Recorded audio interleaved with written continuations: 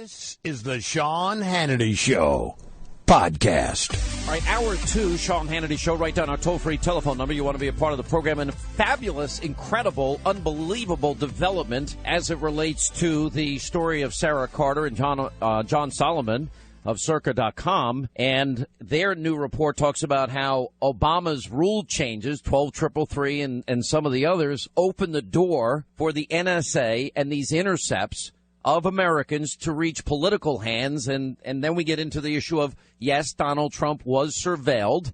Did it happen before the election? It appears it did. Did it happen in November, December, and January? It appears it has happened and is now confirmed.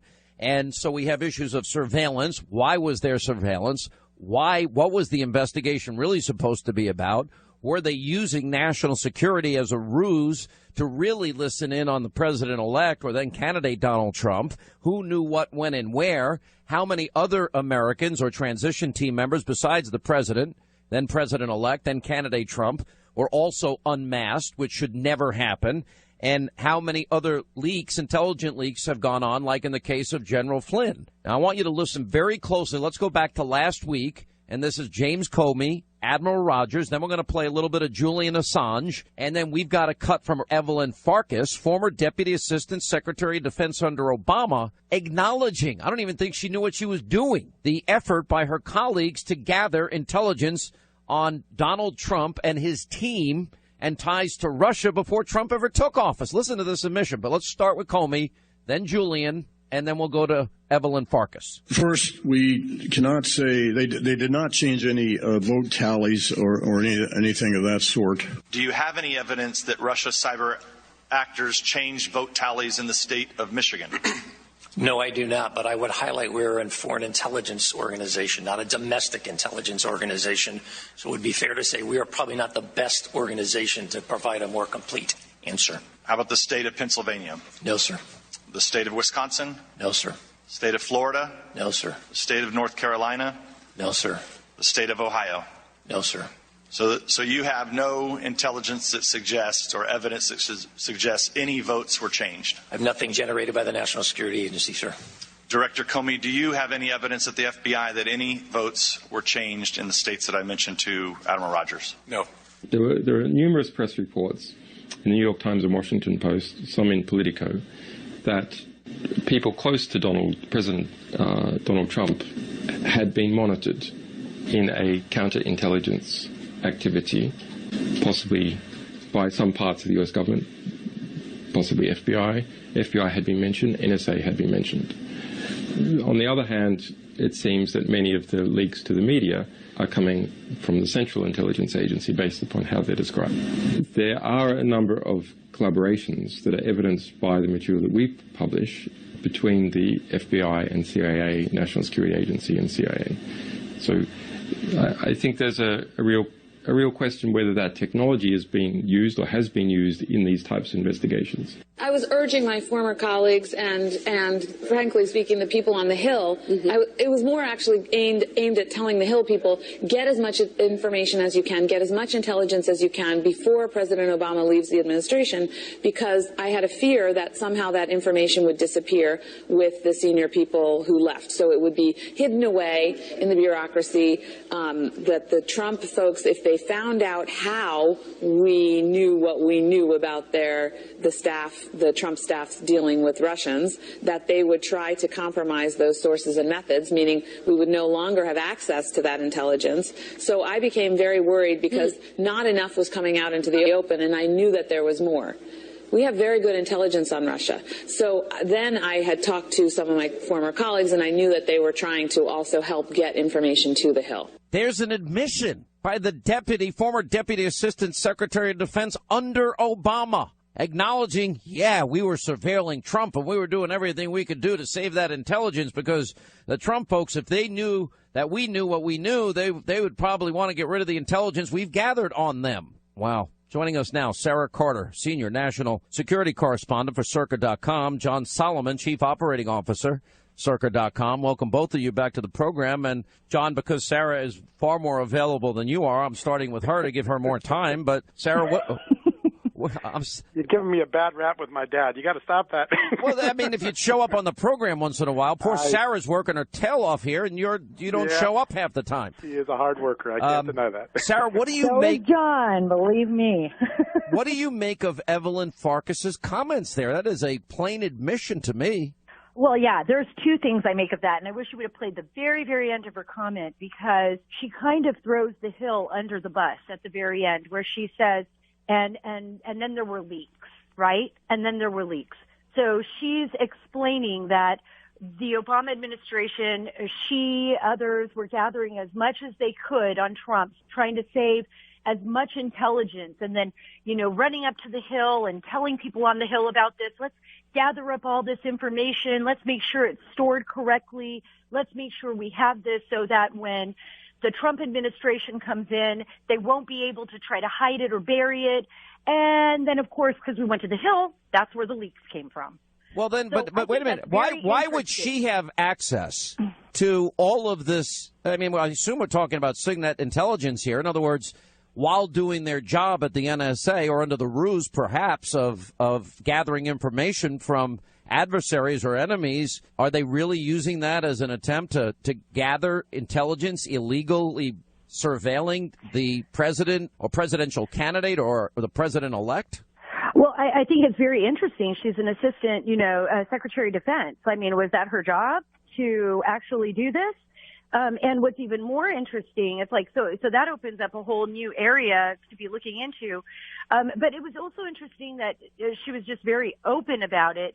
And, the fact that, remember now, there is still a narrow scope of people. And the reason I bring up the fact that she kind of threw the Hill and the leaks all in the same bus, kind of like threw the Hill under the bus, right, is because there's still a very narrow group of people that would have access at that point in time to Flynn's name, and this was under a FISA. This was separate. But with that, with the FISA that they had taken out, right? On Russia with the FBI. So this was even before Executive 12333, which was 2 weeks before Obama left office, which allowed the expansion of this intelligence to 16 other agencies. Correct?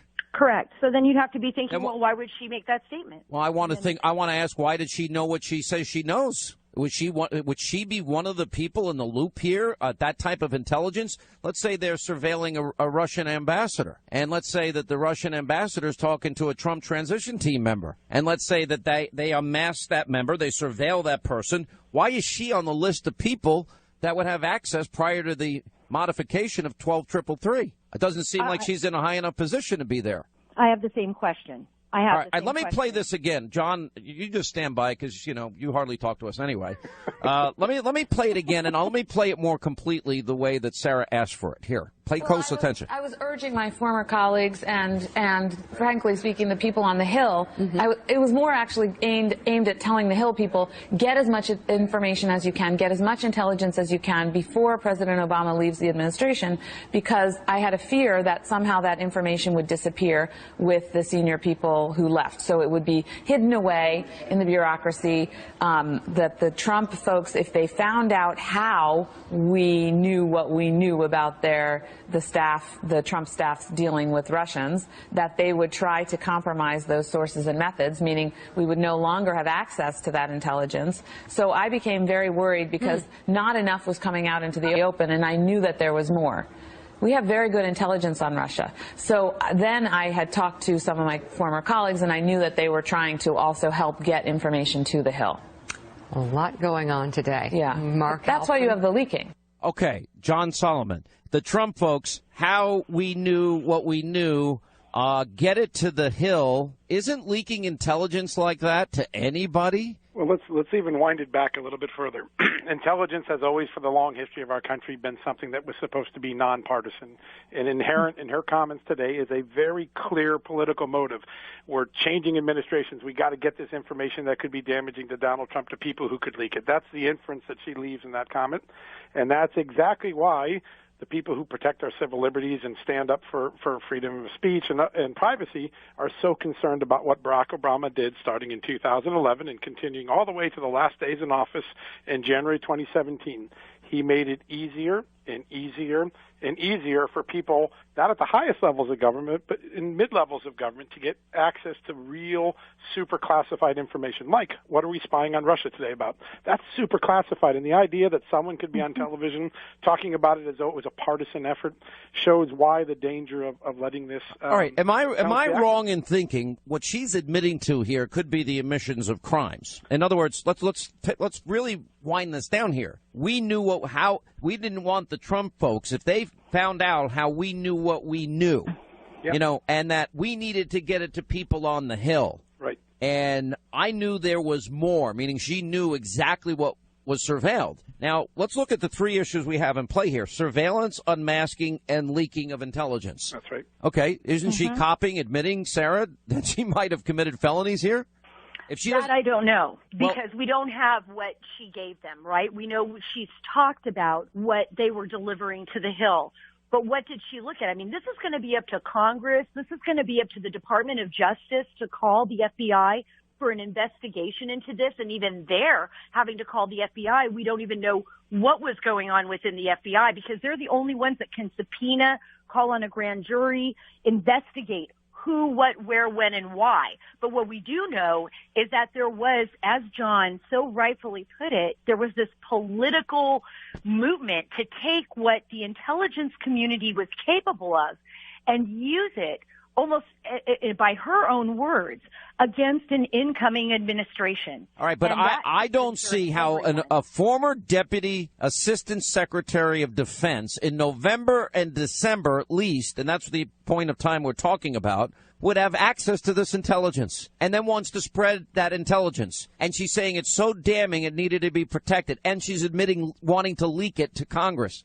I'm sorry, it sounds to me like somebody that didn't have access to the intelligence had it, and that this was being politicized. Stay right there. We're going to do this for the full hour, by the way, because we haven't even touched their column for today and the new news that they've been able to unveil. Hannity Headline, a bite-sized version of the show that you can take with you everywhere you go. To sign up today for Hannity Headlines, go to Hannity.com. And as we continue, the latest developments as it relates to surveilling then candidate Donald Trump, then President-elect Donald Trump, and who knew what, when, and where. We've got this new development with Evelyn Farkas, former Deputy Assistant Secretary of Defense under Obama, acknowledging, they did surveil Trump, and it was apparently widely known, and they were trying to politicize it by getting it to Congress. John Solomon, I'm just assuming she's not on that list prior to the amendment to 12333 to get the type of intelligence we're talking about. Why would she have access to that? Yep. So that's a question that we don't know the answer to, but it is entirely possible, based on the reporting we've done and is in our story today, that in 2011, when they loosened the FISA rules the first time, that incidental intercepts of Americans overseas caught by the NSA, supposed to be kept away from the rest of the community, it made it a lot easier. You could go in and just say, listen, I have a security clearance, I'm reading some foreign intelligence, and I need to know who that American's name is and what they said, because it would help me better understand this report. And that's how low the threshold is. If you think of the evolution of the NSA, we went from the NSA will never gather information on Americans to they can gather it and store it, but it only can be looked at in very rare circumstances to, with a simple excuse. This would better help me understand intelligence. I now can unmask Americans and look what they were saying overseas. I think that should trouble every American, whether you're a Democrat, Republican, or independent, and that's what we found out about the 2011 rules. So we don't know. It could be that starting in 2011, people like her got access at a much lower level. Sarah, what's your take on that? I agree with John completely on this, and I think that it may go further than what we ever imagined. I mean, this is why we're peeling back the layer of this onion, right, just to see how far and how deep this went. We don't know how and what she saw. We can glean from what she said that she had access to this intelligence. But how could you glean anything else but that? She said, exactly. She actually used the words, "I knew there was more." So she had to know, and she knew that she was so upset about it that she was worried that if they know how we know what we know is they're going to try and hide this stuff. So she's saying she knows it. She's admitting she knows it. I agree with you completely on that, Sean. And this is the reason why so many in the intelligence community, the sources that have spoken to both John and I, people that we've talked to outside and inside those circles, are so upset about this, because they feel that what has happened is the intelligence community has become politicized. especially in the media, they are being targeted, that the intelligence that's supposed to be used to go after foreign enemies, hacking threats, fighting terrorism, counter-espionage, is actually being abused and used by politicians. And this is why they are reaching out. And I think that the more we look at this, the more we peel back that onion, the more we find out that it was being used for political purposes. And I think, like John said, this is the reason why every American, regardless of whether you're a Democrat or Republican, should be concerned. Aren't you describing something that is massively bigger than Watergate? We only have 20 seconds, and we're going to do this on the other side. Potentially? I think so. You think so? I agree. John? Yep, I think there's a possibility. We need a lot more facts to answer that question, but there is a kernel of deep. You know what's going to happen? You guys are going to get the Pulitzer Prize, and meanwhile, I'm out there every day with you trying to promote it and get my sources, and I get nothing. I'll get contempt. I'll be told by Ted Koppel again that I'm bad for America. It's awful. You go enjoy your Pulitzer Prize. I hope you'll invite me to the dinner at least. All right. No.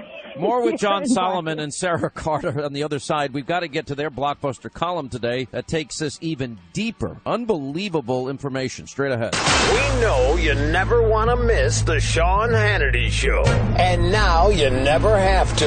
Just sign up for Hannity Headlines. A bite-sized version of the show that you can take with you on your laptop, your mobile phone, everywhere you go, even to your liberal in-laws' place in Vermont. Yeah. And after a few hours of that, you'll be glad you brought Sean along. To sign up today for Hannity Headlines, go to Hannity.com. All right, 25 now till the top of the hour. Toll free, our telephone number is 800-941-SEAN. You want to be a part of the program. All right, let me go back, and then we're going to get into the article. Sara Carter and John Solomon are with us with Circa.com.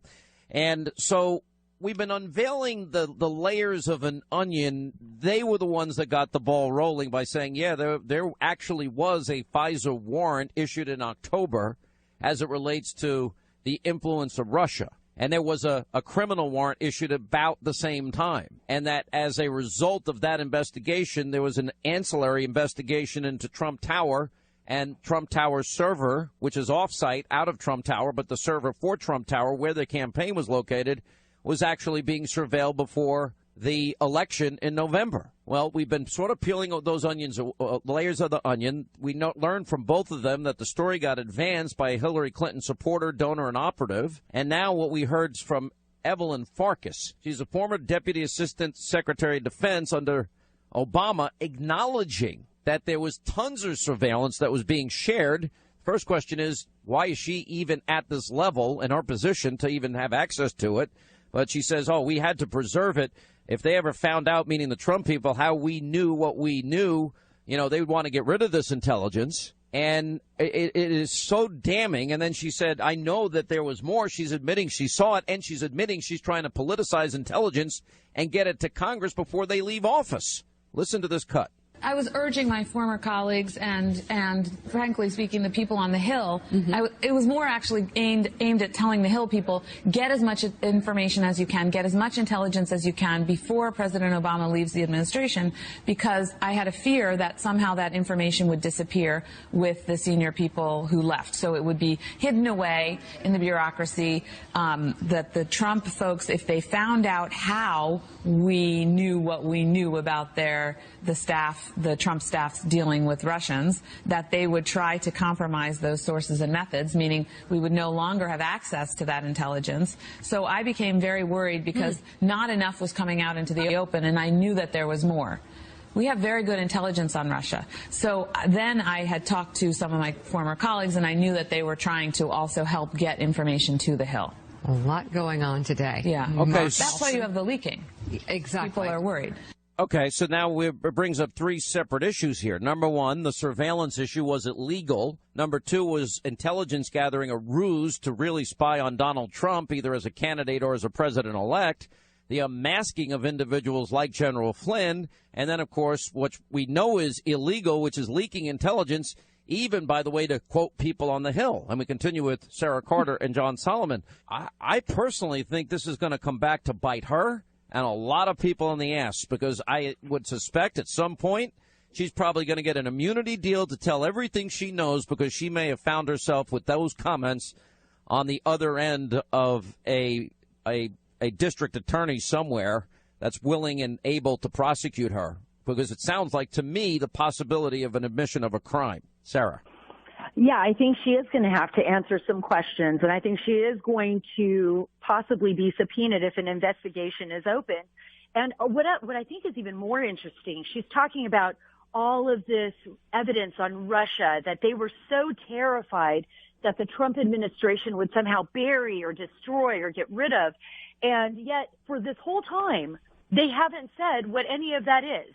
And of course, the FBI admits to what John and I had written about, which was that there is an ongoing investigation into Russia's involvement in the election, that it extends to anyone, including Trump and his associates.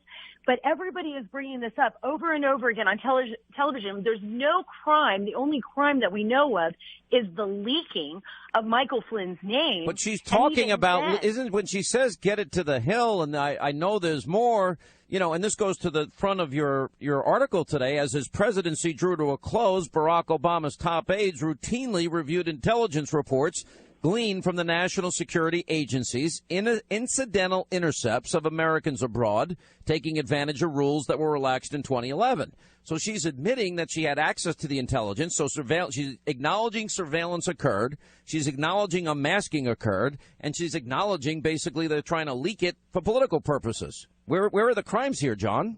Well, I think the first thing you'd have to know is, did she have a security clearance? Because that would put her. Do you think that's jeopardy. Likely or unlikely? Deputy assistant secretaries, depending on their responsibilities, some have low-level clearance, some have high-level, depending on their responsibilities. Would we be able to date when and if she had one?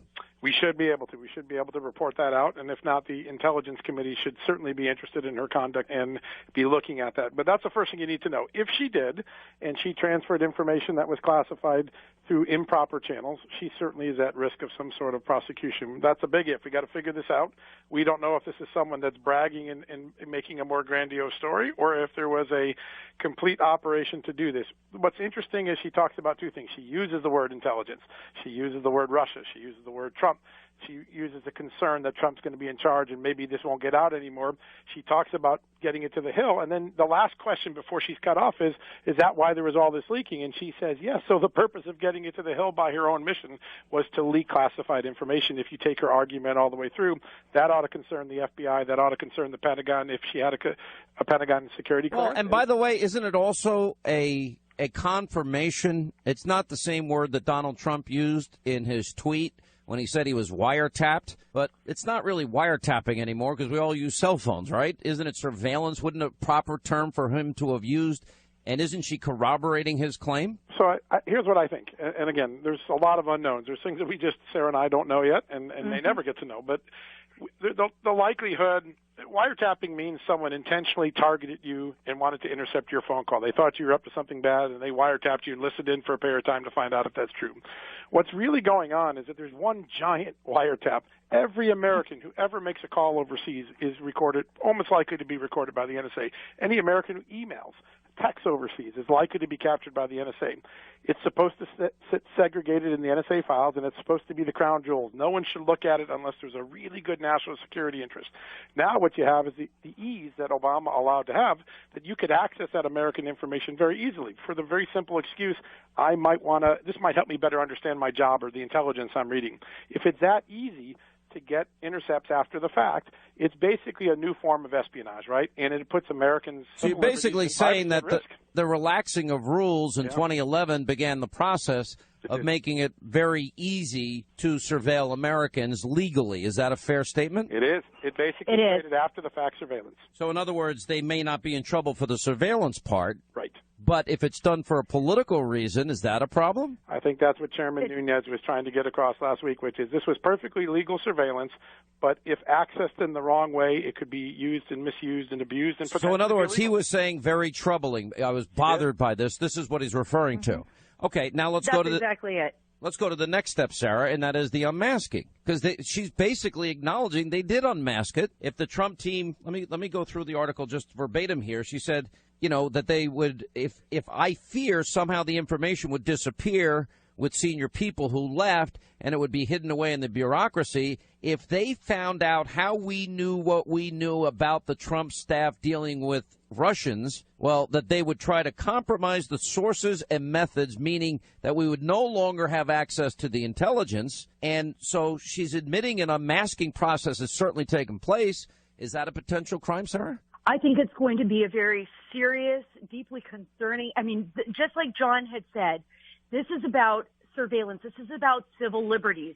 If the rules were relaxed by the president, which we reported in which they were in 2011. But that's for surveillance. What about unmasking? Were the rules for unmasking? And unmasking the names, yes, because they could go in and they could see this and they could ask for these names to be unmasked. I mean, it goes all the way back to 2011. But aren't there any laws that prevent the unmasking? That's what happened. It changed, Sean. It changed. So we go back to 2011. We see what happened with the laws and how they became more and more relaxed so that people could go in and say, you know, I need to know who this American is because I really can't understand the intelligence unless I see who it is. And that's when they start unmasking the names. And that's when they start looking at this full conversations. And, you know, John made a very good point. I mean, this is a massive wiretap, right? I mean, if you want to talk about wiretapping, that's different. But this is like, we're going to collect everybody's information, and then we're going to go back if we need to and look at it. But they're specifically targeting Trump and his transition team. That's absolutely right. And so the big question here, Sean, is who authorized that?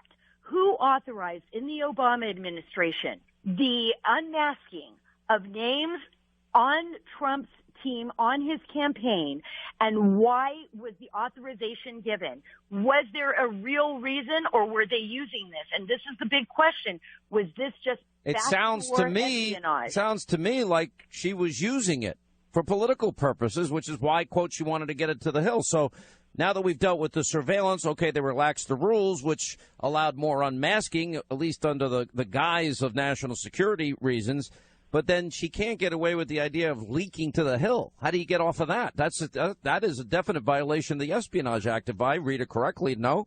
Well, yeah, especially if you think about it this way.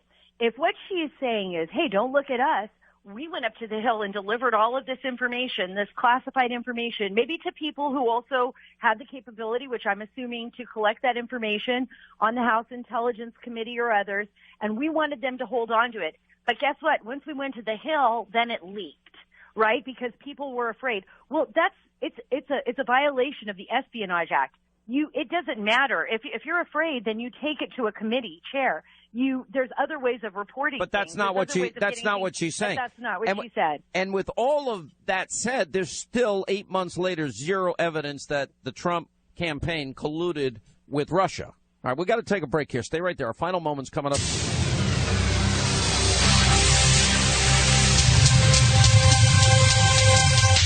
All right, as we continue our final moments with Sarah Carter and John Solomon, I think this has become the biggest blockbuster day as it relates to these issues of surveillance, unmasking, and leaking of intelligence. Where do we go from here, and what are you guys looking for? What do you want answered next, and where do you think this is going? Yeah, I think the next set of questions are, we've established now that Obama set up a process where top political aides like Loretta Lynch and Susan Rice and John Brennan could come in and look at intercepts after the fact and have the Americans' names unmasked and know whether it was Donald Trump talking to someone else or, you know, a congressperson. We've focused a lot in our reporting about congresspeople being intercepted. We're going to be doing some reporting on that. We need to know who requested it, what was their justification, and did it meet the tenets of the law? And I believe that's what the Senate and House Intelligence Committees are trying to get access to right now. That's why they're gaining these new documents. And we're going to learn in the next few weeks whether there's a justification for the sort of spying that was going on after the fact, after the fact collection, unmasking of names, or whether it was why don't we know now, considering what Clapper and what Comey and what Admiral Rogers say? I think one of the hardest things is we don't know what the Obama administration was looking at, right? Were they looking at the possibility that Russia was about to do one last disruption? We just don't know their intention. Once we know their intention, their justification for why they were looking at this stuff, if it doesn't have a serious national security interest, I believe the other day Bob Woodward, my old colleague at the Washington Post, said if people unmask things and there wasn't a serious reason for it, they should go to jail. And I think that's what hangs in the balance, this question. If it's serious and real, maybe it'll be justified. All right, let's say then that would justify the surveillance and the unmasking asking, but nothing is going to get them people involved. Whoever leaked the intelligence, that's still a felony. The leaks are definitely criminal. And there were felonies committed, no doubt, correct, Sarah? Oh, yes, absolutely. There were felonies committed, and someone, if there is an investigation, if, there is some ongoing investigations right now, but a criminal investigation into this, they will be able to find this leaker. It will not be that difficult. And as John said, I think, and so eloquently, this could be one of the bigger stories that we've seen in our time with regards to civil liberties. But we do need the answers to those questions, and that's something that I know the chairman of the House Intelligence Committee is looking at, and those are questions that we're looking at as well. Let me ask you both this question. If either of you were Evelyn Farkas, and now you hear both Sarah Carter and John Solomon's take on all of this, and now that we've had an opportunity to really examine this statement, would you get a lawyer, advise her to get a lawyer? John? Yeah, anytime you're talking about intelligence, and if you had a security clearance, it's probably a good idea to consult a lawyer. And again, there's a lot we don't know about her yet. There's a lot to read into this, but we need to be careful, let the facts shake out. But I do think she's talking, she is directly talking about getting information to other people for political purposes. You use the word intelligence. Intelligence, yeah. Right. I think she's got herself a big legal problem. My own opinion as a non-lawyer. What do you think, Sarah? Yeah, I think, as John said, anytime you're talking about intelligence and you have a high-level TS clearance or you don't, you better have a lawyer on your side to answer some of the questions that might come afterwards. This story gets more interesting day by day. I am blown away that nobody in the media is getting this story. Last question, both of you. Do you think this will blow up in the media's face, this Russia-Trump collusion story? I do think that the media is going to look back at its early breathless reporting and see a little bit element of McCarthyism, of making leaps that aren't necessarily there yet. One quick point, because I think that right on John's statement there, I think that they should be chasing down this story, and they should not be partisan, and they should be looking at both sides of this. It's pretty evident that a lot of them don't like Trump. They don't respect President Trump, and so therefore they're ignoring really potentially important civil liberties stories. Unbelievable reporting by both of you. Fascinating developments today. And I'm going to put this all together for my opening monologue, and both of you will join me tonight on Hannity. All right, thank you both. 800-941-SEAN. News Roundup Information Overload is next.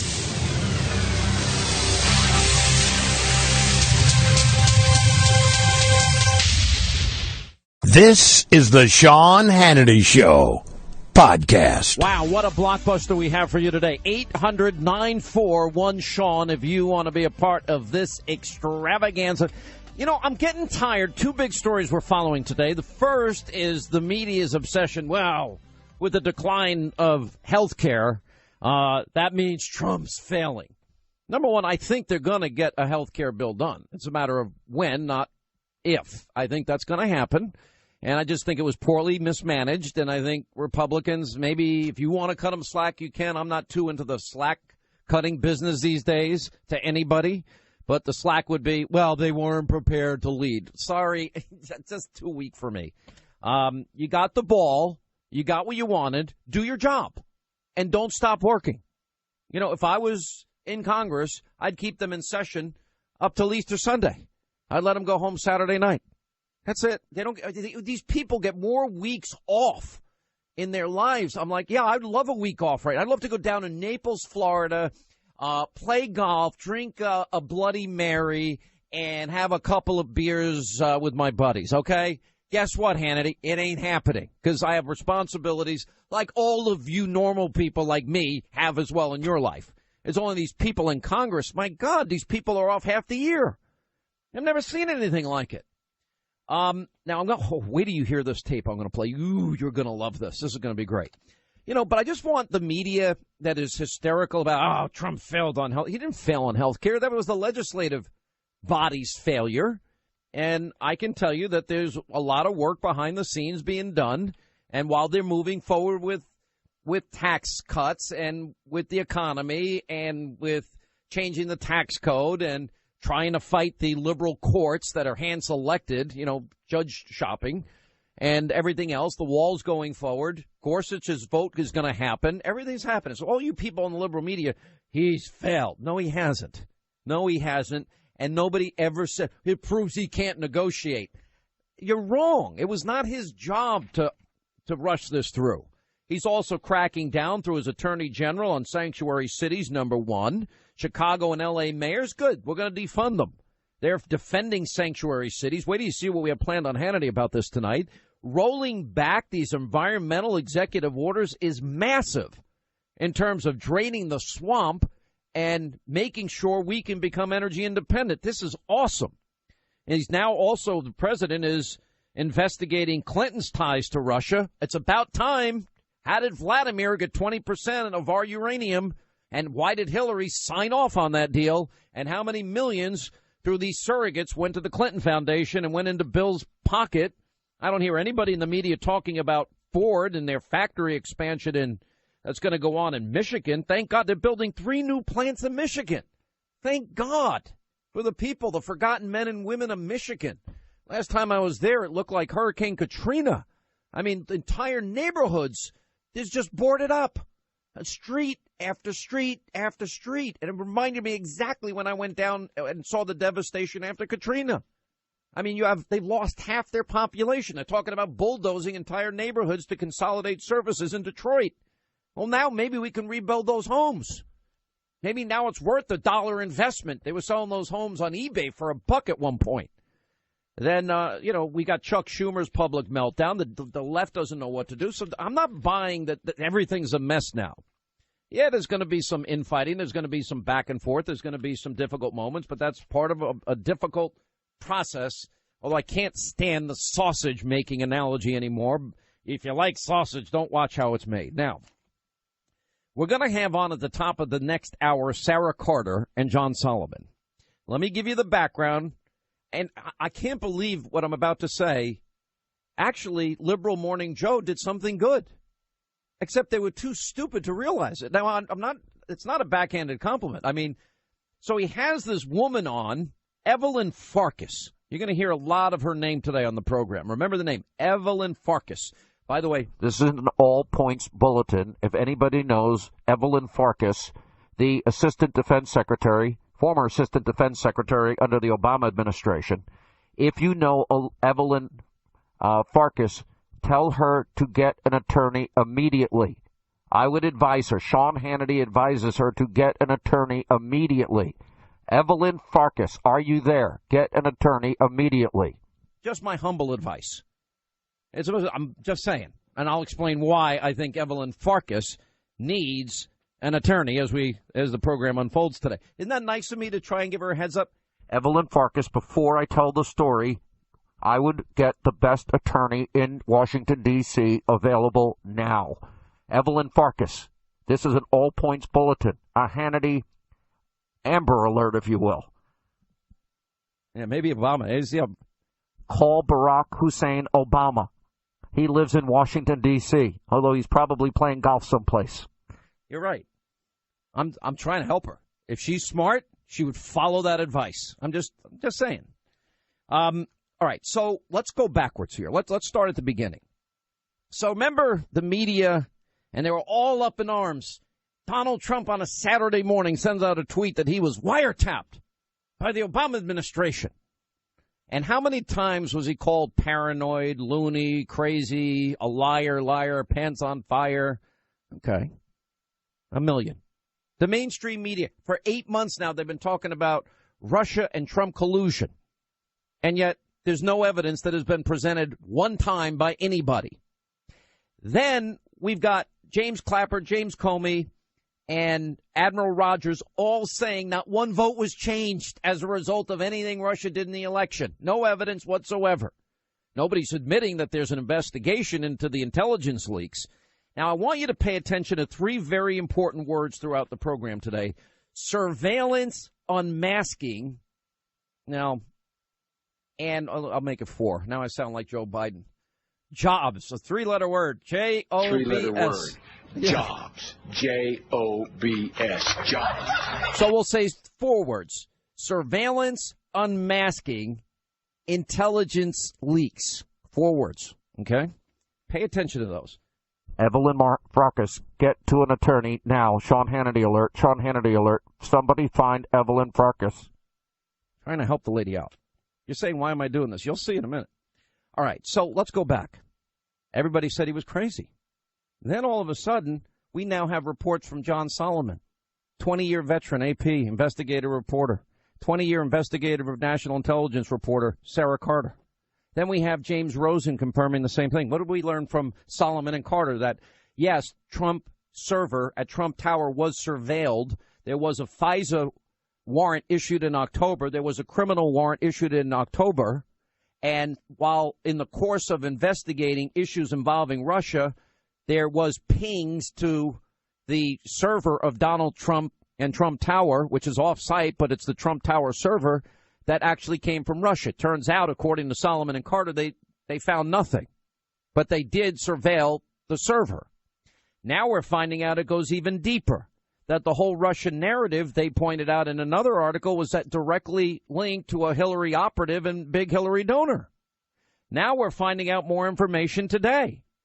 Now, apparently, Liberal Morning Joe had on Evelyn Farkas, and Evelyn said the following. Listen very closely, and then we'll break this down.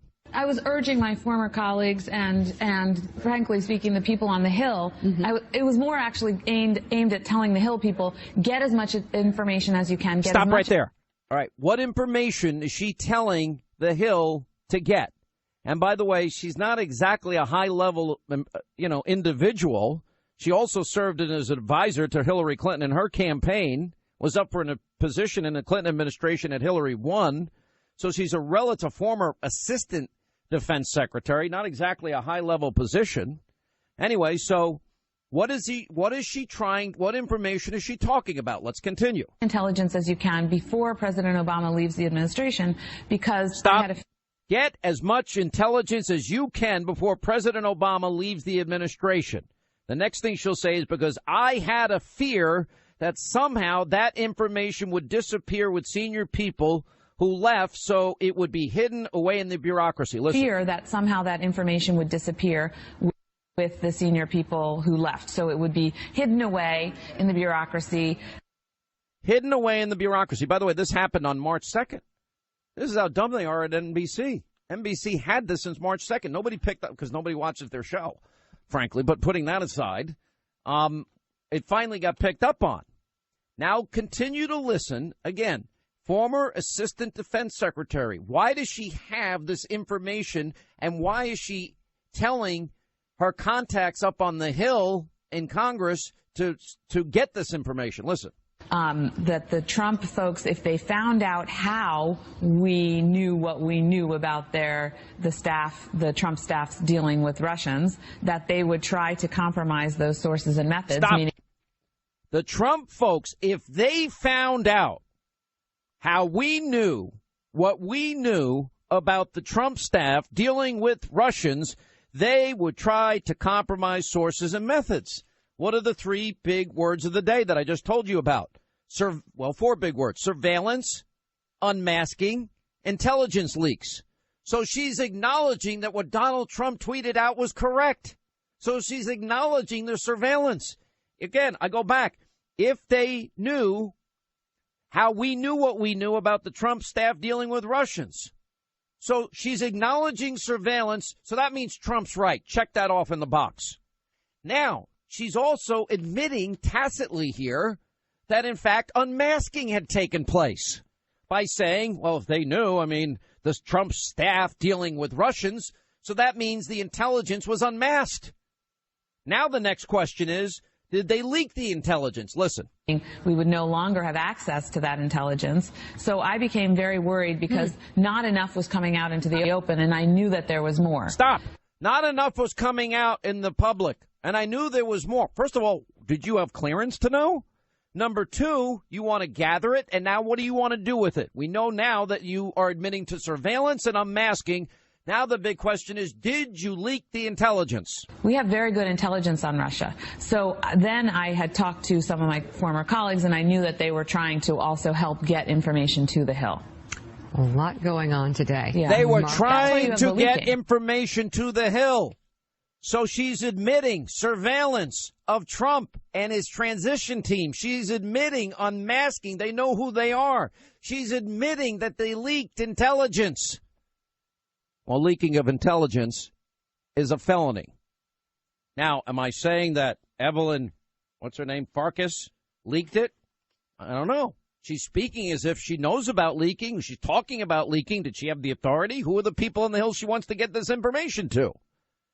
Now, Evelyn Farkas, I do not know 100% if you've committed a crime. I do not know. But I would very strongly advise you to get an attorney. This is a Sean Hannity alert going out to Evelyn Farkas. We're going to get into this throughout the day here today. This is major developments. Surveillance acknowledged, unmasking acknowledged, and talking about leaking intelligence acknowledged, all in that tape. This is massive. 800-941-SEAN.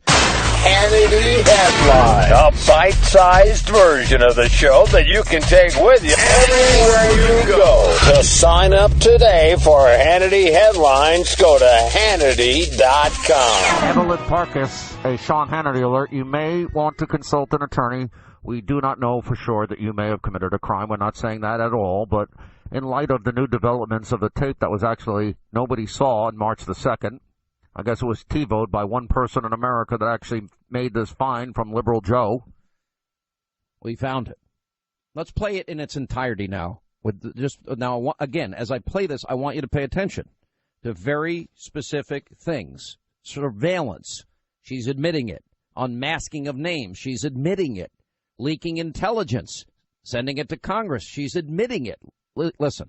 I was urging my former colleagues and frankly speaking, the people on the Hill, it was more actually aimed at telling the Hill people, get as much information as you can, get as much intelligence as you can before President Obama leaves the administration, because I had a fear that somehow that information would disappear with the senior people who left. So it would be hidden away in the bureaucracy, that the Trump folks, if they found out how we knew what we knew about the Trump staff's dealing with Russians, that they would try to compromise those sources and methods, meaning we would no longer have access to that intelligence. So I became very worried because not enough was coming out into the open, and I knew that there was more. We have very good intelligence on Russia. So then I had talked to some of my former colleagues, and I knew that they were trying to also help get information to the Hill. A lot going on today. Yeah. Mark, that's why you have the leaking. Exactly. People are worried. Wow. That's why you have the leaking. By the way, leaking of intelligence is a felony. That's why I was trying to get my friends in Capitol Hill and save this. And really?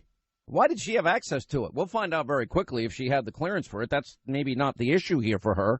But certainly, when she's talking about, there was surveillance of Trump and Trump's staff, well, that means not only surveillance is she acknowledging, but she's acknowledging the unmasking of names. And then when she's saying, well, we got to get it to the people on the Hill because it might disappear. Let's get it to our friends up there. She's admitting at least to the politicizing of intelligence. And B, she probably is talking about leaking. Who are the friends on Capitol Hill? Well, we're just going to throw intelligence around like this? And the type of intelligence we're discussing here, where you're surveilling a foreign country, where you don't have a warrant for, quote, Trump's staff that you're surveilling? Now, I'm not a lawyer. I'm not. But all my background, instinct, and experience tells me if your name is Evelyn Farkas, I might want to consult an attorney today because it doesn't sound good to me. That doesn't mean any laws were broken. We're not accusing you of breaking any laws in any way, shape, manner, or form. We're just saying, based on our limited knowledge of the law, it might be advisable today to get a full staff of attorneys behind you. Just a thought. We know you never want to miss the Sean Hannity Show. And now you never have to. Just sign up for Hannity Headlines. A bite-sized version of the show that you can take with you on your laptop, your mobile phone, everywhere you go. Even to your liberal in-laws' place in Vermont. Yeah. And after a few hours of that, you'll be glad you brought Sean along. To sign up today for Hannity Headlines, go to Hannity.com. All right, glad you're with us. 25 till the top of the hour. We'll get back to our top story here. And we're just messing around with Elizabeth Farkas. I can't believe this took place on March the 2nd. And she said, Evelyn Farkas, rather, I can't believe this happened on March 2nd. Nobody picked up on it. That's because nobody watches Liberal Joe. I mean, how did they not pick up on it when she said all of this? And who finally broke this out and actually saw this? Do we know, Linda? We don't. Who first busted this open today?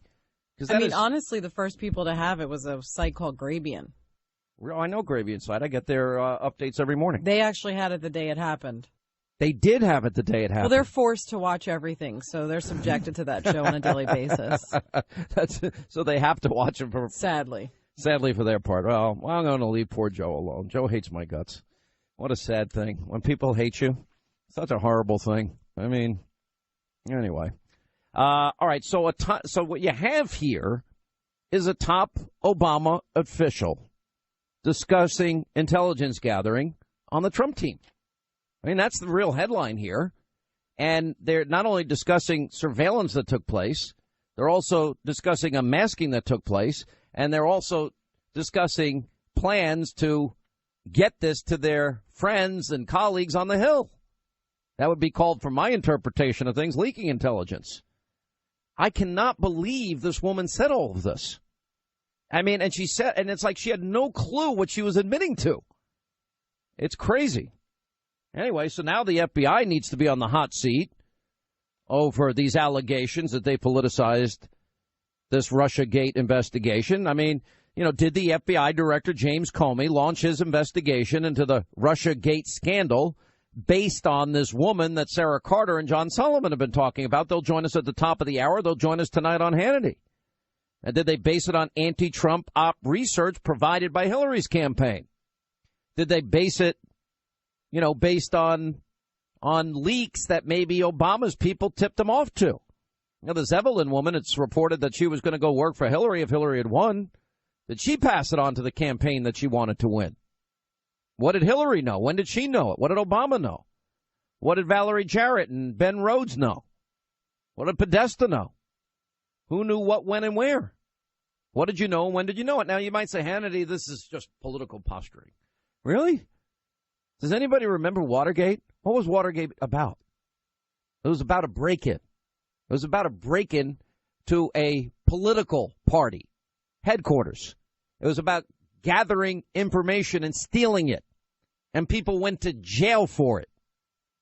And it ended up in what would have ended up in the impeachment of a president had he not resigned. Well, obviously, Obama's gone, but so we've got to see where this goes. This is getting more interesting every second of every day.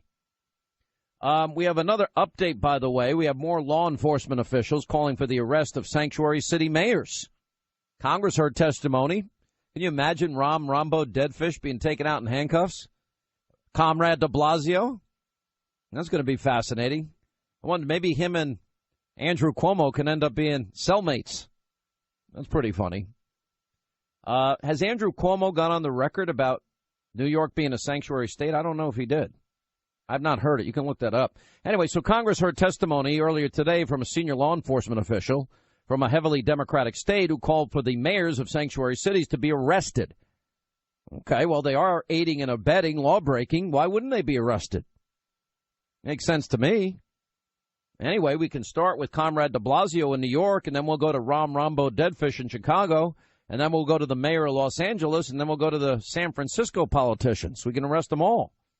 Anyway, Bristol County, Massachusetts Sheriff Tom Hodgson told the House Subcommittee on Illegal Immigration that sanctuary cities have become magnets for illegal aliens, some of which have violent criminal records. Quote, if these sanctuary cities are going to harbor and conceal criminal illegal aliens from ICE, which is in direct violation of Title 8 of the U.S. Code, federal arrest warrants should be issued for these elected officials. He said our citizens would be safer if we never stopped enforcing immigration law and if we never formed or turned a blind eye toward sanctuary cities. By the way, if you listen to the liberal media, Donald Trump's not successful. Oh, yeah, he's being pretty successful, and health care is going to get done. All right, so what do we have on Andrew Cuomo? Just pulling it up here.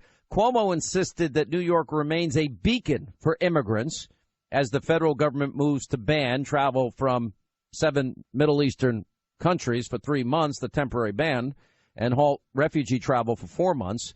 We're all about immigrants, and we have programs and a culture that supports immigrants, he said. Another bill designed to provide tuition assistance to undocumented immigrants also faces a similarly tough odds in the Senate. Cuomo has once again included the measure known as the DREAM Act in his budget proposal. The Senate has adamantly refused every year, he said, of the bill. It appears they'll adamantly have refused again this year. Well, that doesn't say sanctuary to me, so we don't know. That's the question. Yeah, but we do know that Comrade de Blasio, he's all about it. We know the L.A. mayor's all about it. We know San Francisco politicians are all about it. We know Dead Fish Emanuel's all about it. Anyway, this guy that was testifying, this Bristol County, Massachusetts sheriff, he said, took aim at a Massachusetts legislator who passed along rumors of a planned ICE raid in Brockton, Massachusetts. And Representative Michelle Dubois of Brockton warned her constituents in a fake Facebook post, if you're undocumented, don't go out on the street. If there's a knock on the door of your house and you don't know who it is, do not open the door. Now, the sheriff called those actions outrageous. This is the most outrageous example of what is going on across the United States that is undermining my job and every other law enforcement officer in the U.S. Well, they're aiding and abetting criminal actions. I know if it was me, I'd be handcuffed, perp walked, mugshotted, and put in jail. They throw away the key, and I'd be drinking bologna sandwiches with pink underwear on, like in Maricopa County with Sheriff Joe Arpaio. I mean, remember, they wanted to go after him. They wanted to go after Jan Brewer legally. So we're not going to go after those mayors that refuse to obey the laws of this country? Is that how that's going to work now? We have a Democratic prosecutor has indicted this guy that we've had on the program, David Daleiden. He's been on the program many times. You want a lesson in the kind of political hardball the Democrats, they're willing to play to protect their vested interests. You need no look no further than the latest development in Planned Parenthood's baby body parts for sale. Remember that whole scandal? Anyway, the AP's reporting California prosecutors yesterday charged 2 anti-abortion activists who made undercover videos of themselves trying to buy fetal tissue from Planned Parenthood with 15 felonies. They don't want Daleiden to ever get out of jail, saying they invaded the privacy of medical providers by filming without consent. Can you check and see if California, or where were the videos made? This story goes back many, many months. I don't remember. If I remember correctly, we did this before the election. Some, like, for example, in New York, it's one-party consent. You don't need 2 parties. In other states, California is one party? Or you're looking it up now? If it's 2-party, they may have a problem. But these, I think they were done in different locations around the country. I'm hoping that they don't have a case here. Because if it's one-party consent, you can record anybody you want. If it's 2-party consent, you have to tell people you're recording them. Anyway, these charges against David Daleiden and Sandra Merritt of the Center for Medical Progress came 8 months after similar charges were dropped in Texas. The state attorney general, Xavier Becerra, longtime congressional Democrat, took over the investigation in January, said in a statement that the state will not tolerate the criminal recording of conversations. By the way, this kind of fits in neatly to the whole thing about surveilling Donald Trump and the Trump Organization. And as Evelyn Farkas says, well, if they found out how we knew what we knew about the Trump staff dealing with Russians, oh, how did you find out? All-party consent in California. Where were the tapes made? California. Well, so that means that you can maybe surveil on a president-elect, a presidential candidate, opposing party. You can amass the members, and I'll use their words again, of the Trump staff. They know who they were, and then talk about leaking intelligence. Let's see if the same rules apply to David Daleiden and the people that were surveilling Trump and the Trump transition team. All right, hang on one second because this is important. There is, hang on, let me go to California law here because I think this is pretty interesting. All right, so California makes it a crime to record or eavesdrop on any confidential communication, including a private conversation or telephone call, without the consent of all parties to the conversation. California Penal Code, 632. The statute applies in confidential communications, conversations in which one of the parties has an objectively reasonable expectation that that no one is listening or overhearing the conversation. They give some case law, Flanagan versus Flanagan. A California appellate court has ruled that this statute applies to the use of hidden video cameras to record conversations as well. And they say, see California v. Gibbons. That was another precedence case. And if you're recording someone without their knowledge in a public or semi-public place like a street or a restaurant, that the person whom you're recording may or may not have an objectively reasonable expectation that no one is listening or overhearing the conversation, and the reasonableness of the expectation would depend on the particular factual circumstances. So there is some gray area there. Therefore, you cannot necessarily assume that you are in the clear simply because you're in a public place. Well, there's hope for Delighten, but this is a political witch hunt. This is serious now. So 15 felonies. They don't want this guy to ever get out of jail again. And meanwhile, Planned Parenthood is caught on tape violating, in my opinion, my legal opinion, sounds to me like they're negotiating the sale of baby body parts, which is illegal. You know, you have the illegal immigrants released on the streets. You know, think of how screwed up our criminal justice system is. Just stop for a second. Think of what we know. Clinton Lorance saves his entire platoon because he sees two guys on a motorcycle, and the same tactics were used in the past to kill Americans, so he orders the men on the motorcycle that wouldn't stop killed.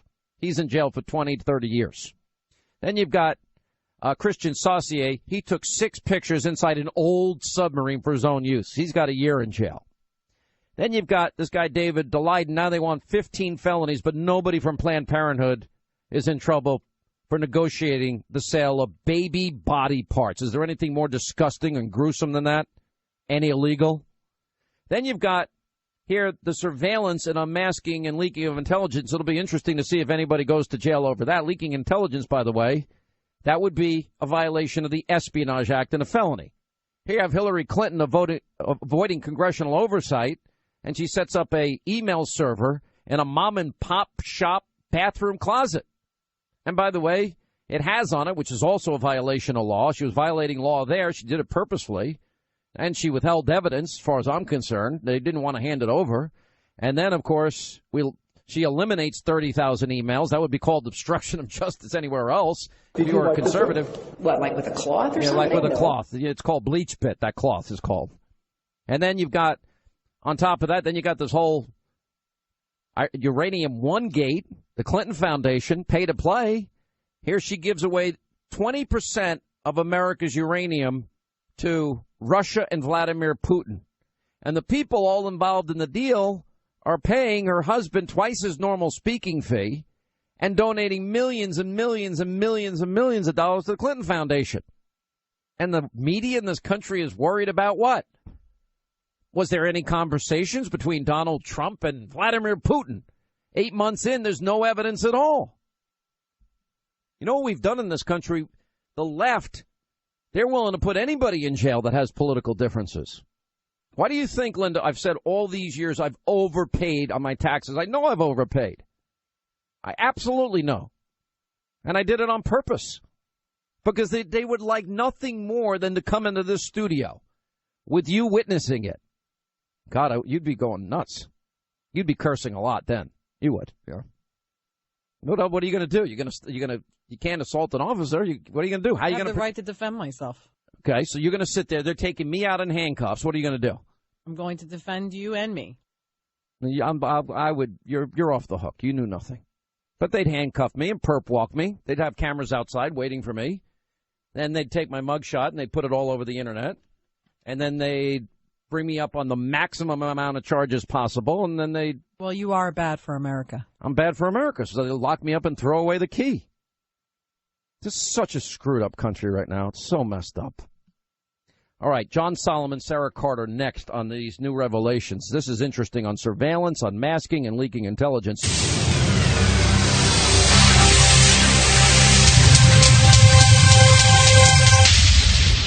This is the Sean Hannity Show.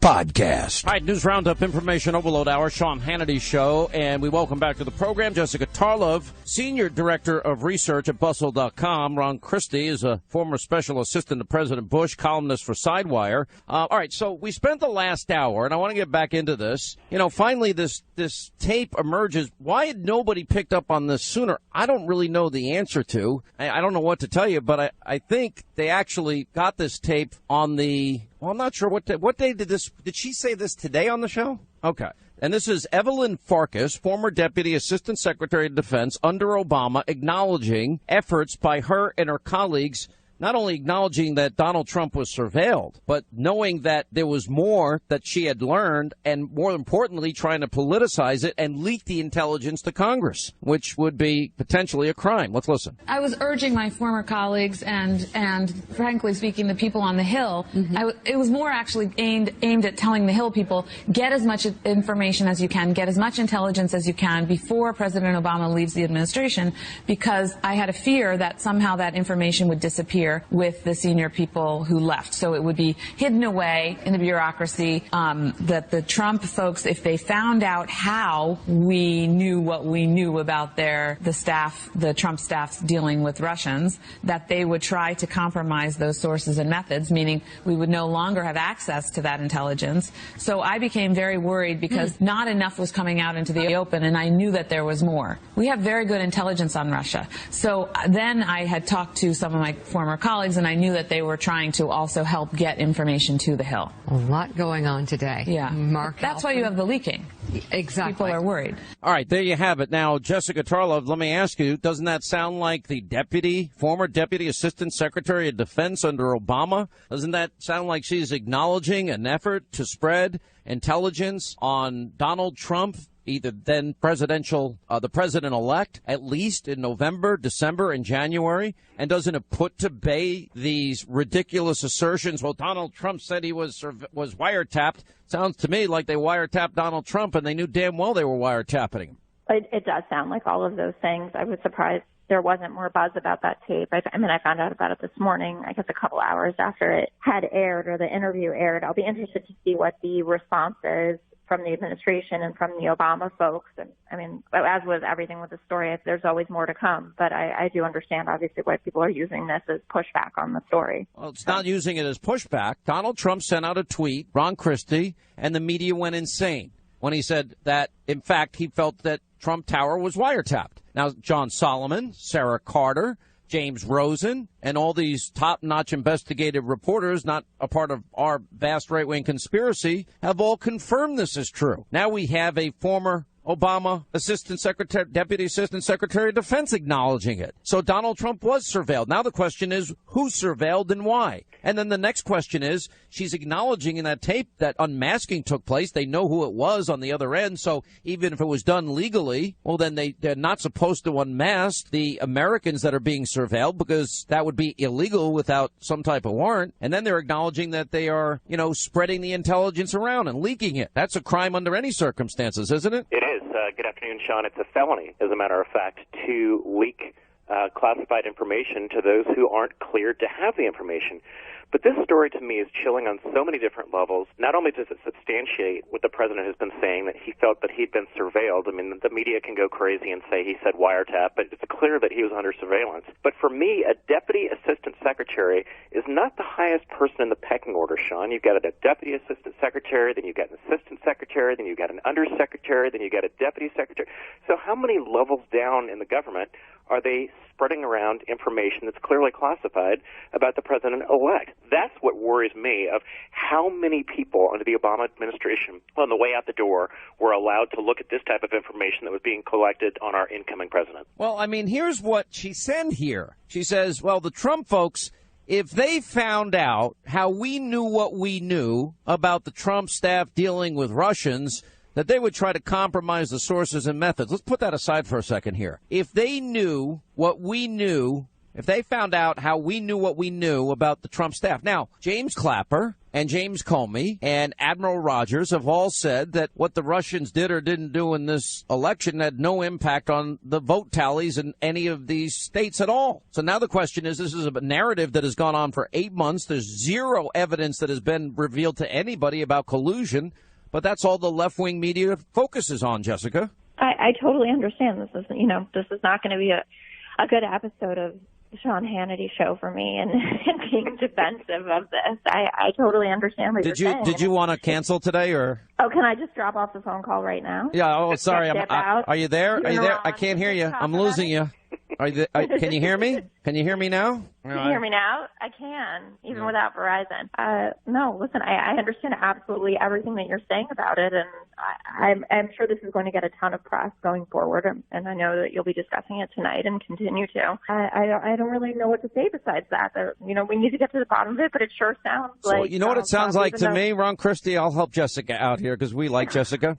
It sounds to me like I was right about Obama. The media was wrong. I was right about how bad he'd be, and we proved that at the end of 8 years. We were right about Hillary Clinton and her corruption. We were right that Donald Trump can win, and we were right that there was no evidence. And, in fact, this surveillance that I've been hammering on now for a month turns out to be we were right and the media's been wrong. That's what it sounds like to me, and yet Ted Koppel says I'm bad for America. Right, Jessica?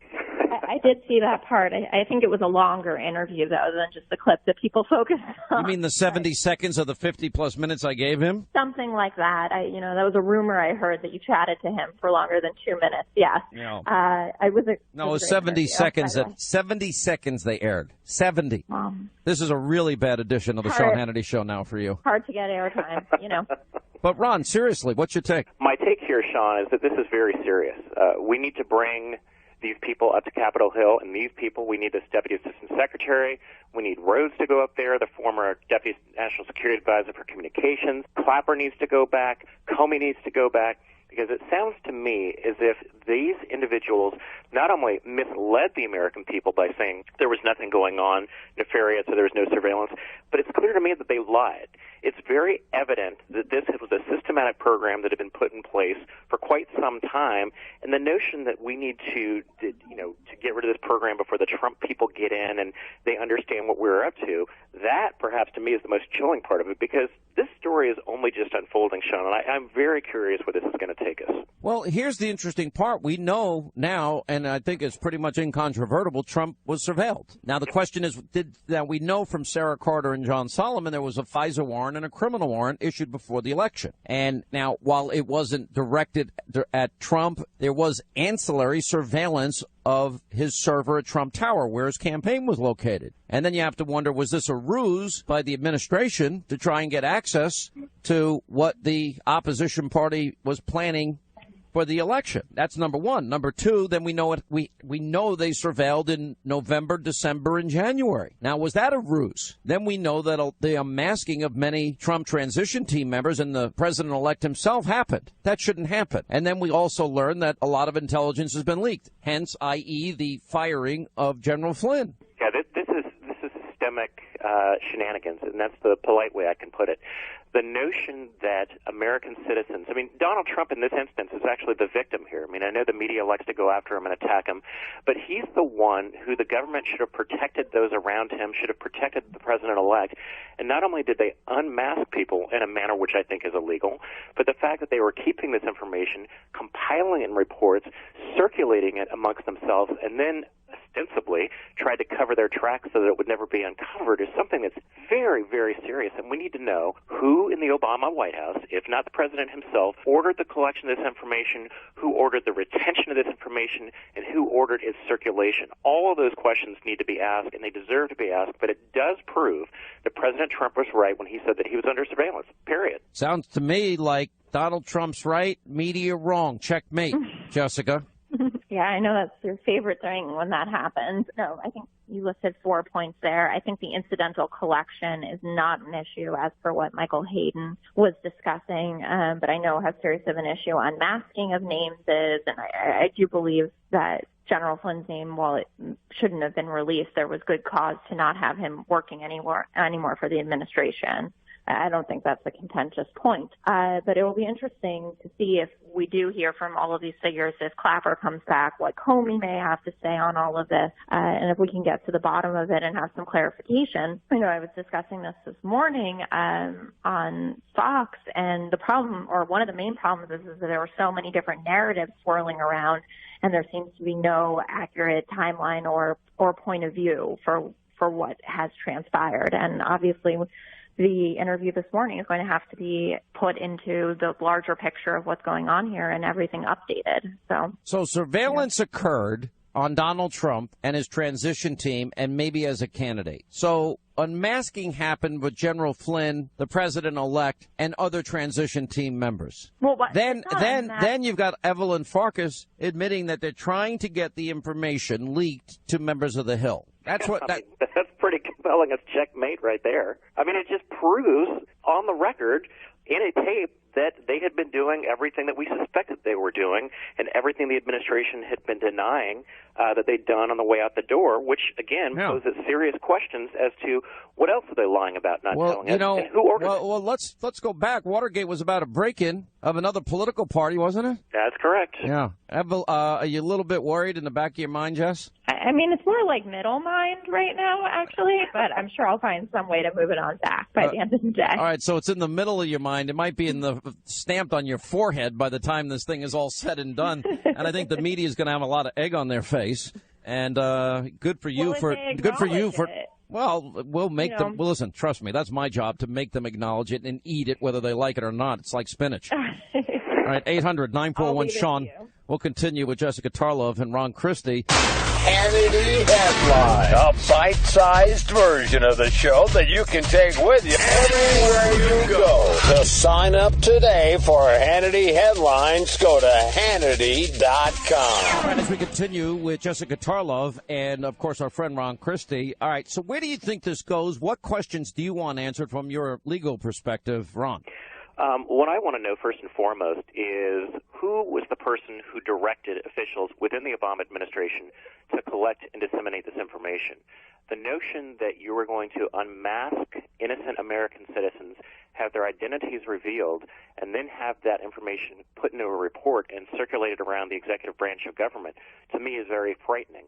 Number two, I want to know specifically why the individuals that we've heard from, Clapper, Comey, and others, who have come up before Congress repeatedly within the last couple of months and assured us that there was nothing wrong, is it that they don't have any idea what's going on in their agencies, or are they covering up at behest of their Obama administration patrons? Those are the two sets of questions I really think, Sean, we need immediate answers to. Yeah. Who knew what, when, and where about this?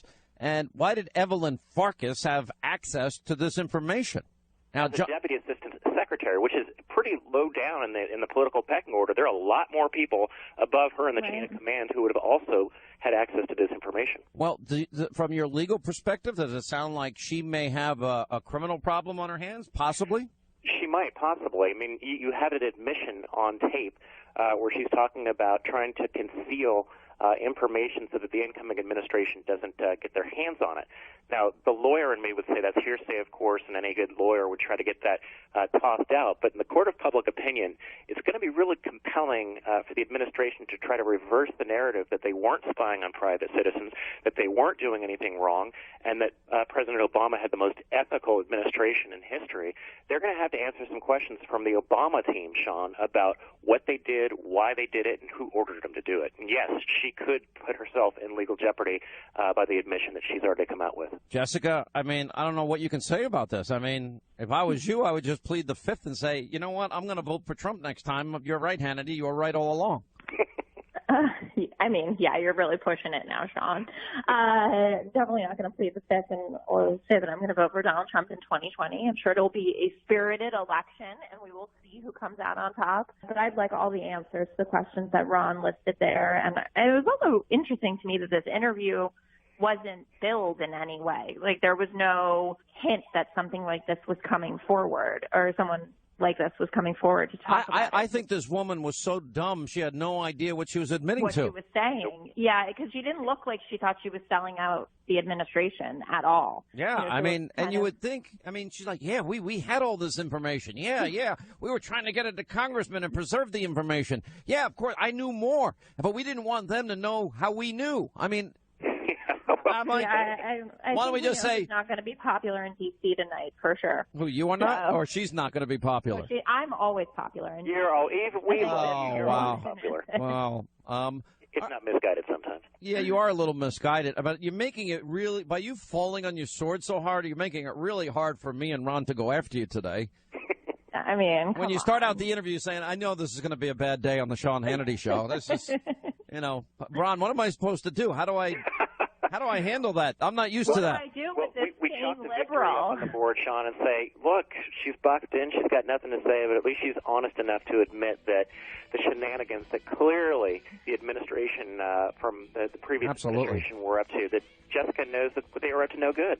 All right, I'm going to leave it. She didn't say all that. She wanted more answers. Jessica, you were doing better before. Right. If I was you, I'd leave it right there so you don't have to eat these words. All right? I'm helping you. All right, we got to let you go. Thanks for having us. Thank you, guys. 800-941-SEAN. All right, we'll have full breakdown of all these developments tonight, Hannity, 10 Eastern, Fox. We know you never want to miss the Sean Hannity Show. And now you never have to. Just sign up for Hannity Headlines. A bite-sized version of the show that you can take with you on your laptop, your mobile phone, everywhere you go, even to your liberal in-laws' place in Vermont.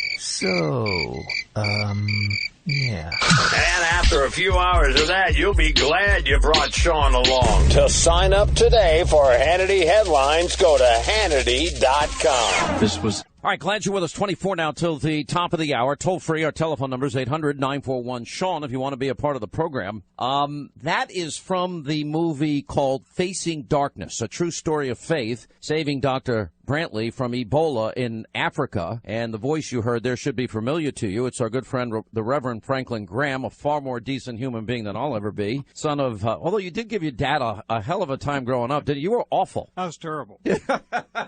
I always say I was incorrigible. I'm still incorrigible at this point in my life. But let me get into this. So you're doing this movie, but it's like a one-night thing, and then you're going to do an encore night. That's right. It's on in theaters this Thursday. Right. And if people want to know where to go, they can go to facingdarknessmovie.com and put in their zip code, and it'll show you the theaters that it's in their area. But close to 700 theaters around the country. That's awesome. That are showing this. Why aren't you just doing a regular release? Well, we may do something later. This is called a Fathom event, and it's something that a lot of people have done. And we're encouraging church groups to go. We're wanting like Sunday school groups to go and buy tickets and go as a group.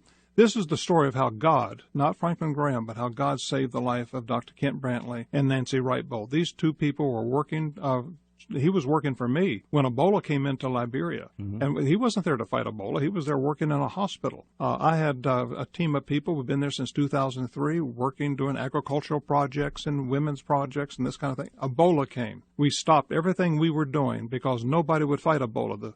The U.S. government wasn't there. The Liberian government couldn't do it. World Health Organization, nobody. Nobody. World Health, UN, EU, nobody. And so they asked, when I say, hey, the UN asked, would we take on the lead in trying to fight Ebola? And we said, okay. And Sean, I had no clue what to do. And none of us did. But the only organization that knew anything about Ebola was Doctors Without Borders, or Medicine Sans Frontières.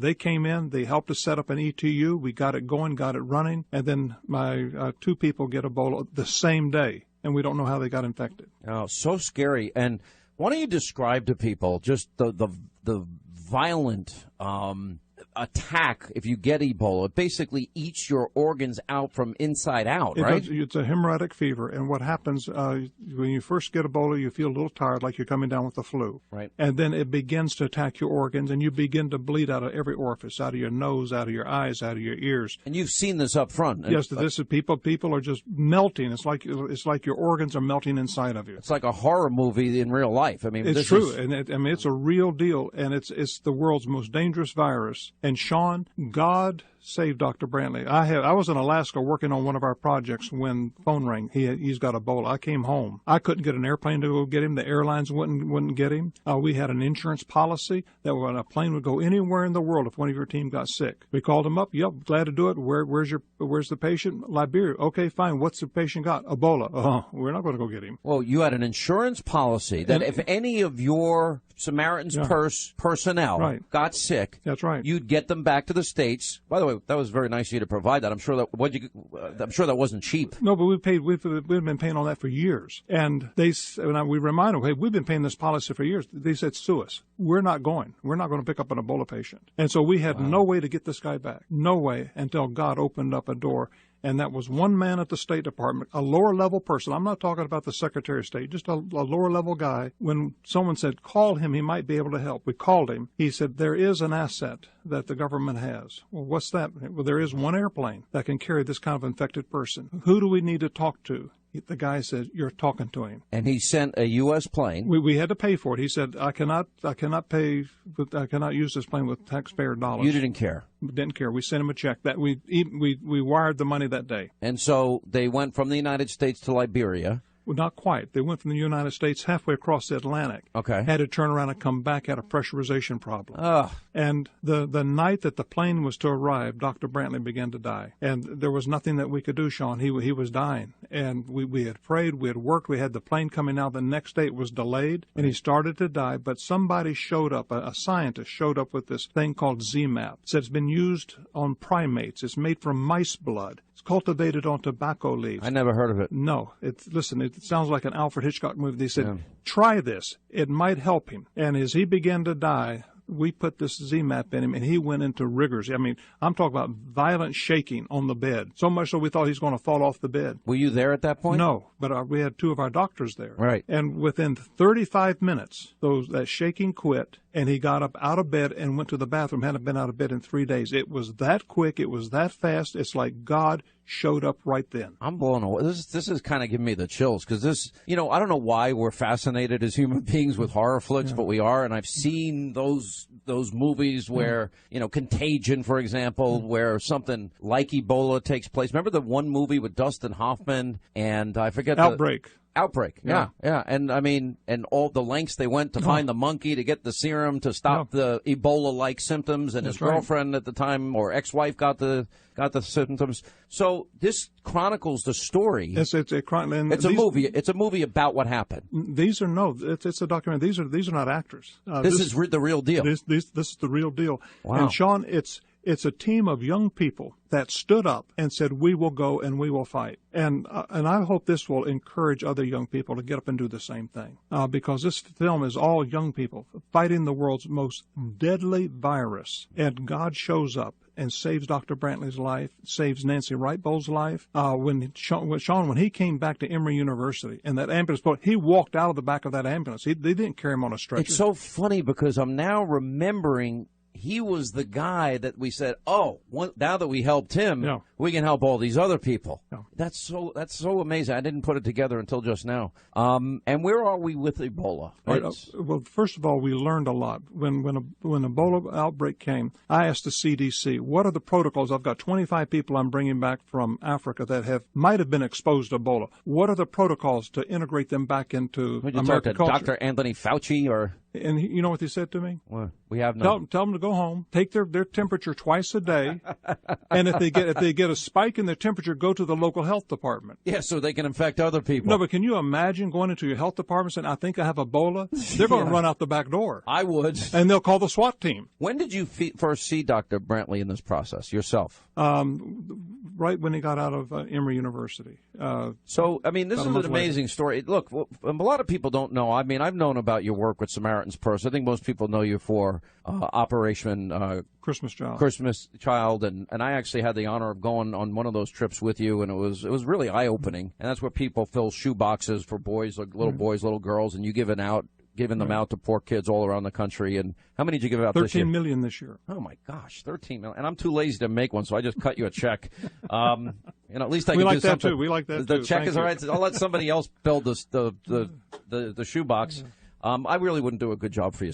But I watch these kids. But you're also, I went with you and we flew over Haiti together. Right. And you've been in Haiti. And the devastation after that earthquake still exists today. And you're like the only organization. And Sean, right now we're working in right outside of Mosul in Iraq. We have a trauma hospital. I've got 80 doctors and nurses 11 miles from the front line. And this is the only trauma hospital in all of northern Iraq. And these people are shot. They're blown up. A lot of women and children trying to get away from ISIS are shot in the back by ISIS snipers. Does ISIS try and go after the hospital? Oh, they've had threats that they're going to. We've gotten warnings from ISIS that they're going to try to blow it up. But we have got pretty good protection. But we're right there, Sean, and people are getting blown up every day. But I've got doctors and nurses. They're saving lives. We even have ISIS fighters that get sent to us. We treat them the same as we would anybody else. Now, when they get ready to leave, we don't turn them loose. We give them to the Iraqi government. You do? Yeah, the Iraqi government. And how do you know that they're ISIS? Their beards, and they come in, and we've been told by other people, those are ISIS. And so we operate on them, we take care of them, but we segregate them and put them in a separate ward, put a guard on them, and then when they're able to leave, we call the government to come get them. Now, for somebody who's so incorrigible as a child, your dad has to be so proud of you at this point in your life. I think you've made up for all the drunken rumbles you had on your motorcycle back in the day. Well, God's a forgiving God. That's what I keep hearing. This is an amazing thing what you do at Samaritan's Purse. Now, I know, like my former colleague and my good friend Greta Van Susteren, she travels with you, and her and her husband John, and it's almost she was almost going to leave television just to work for you full time. She's so gratified in the work that she had done with you. Well, she has been a part of our work in a number of areas, and what I enjoy about Greta, she's not afraid, and neither John. John Cole, her husband, went with me back in January to northern Iraq. We went to for the opening of this hospital, the dedication of it in Mosul.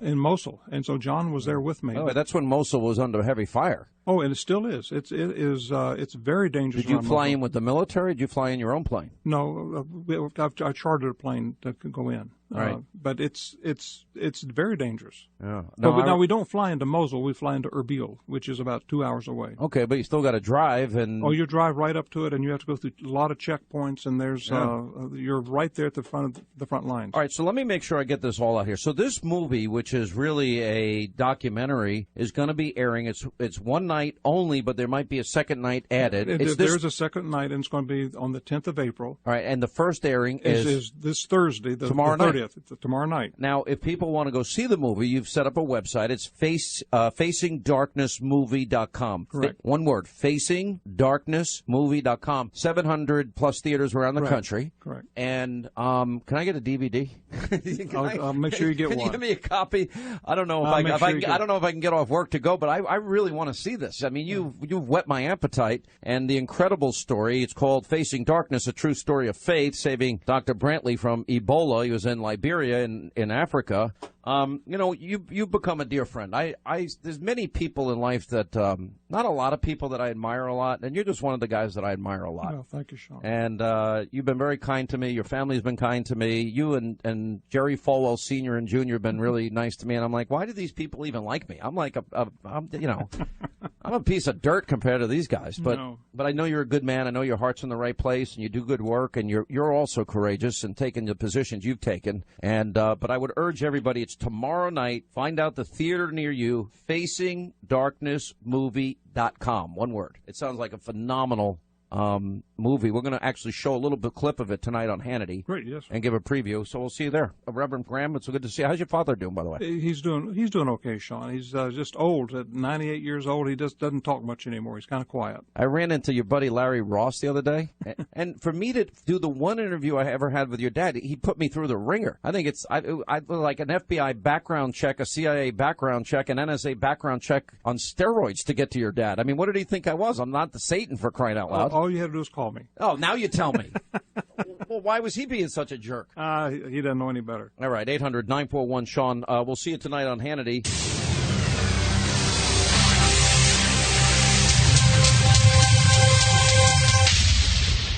This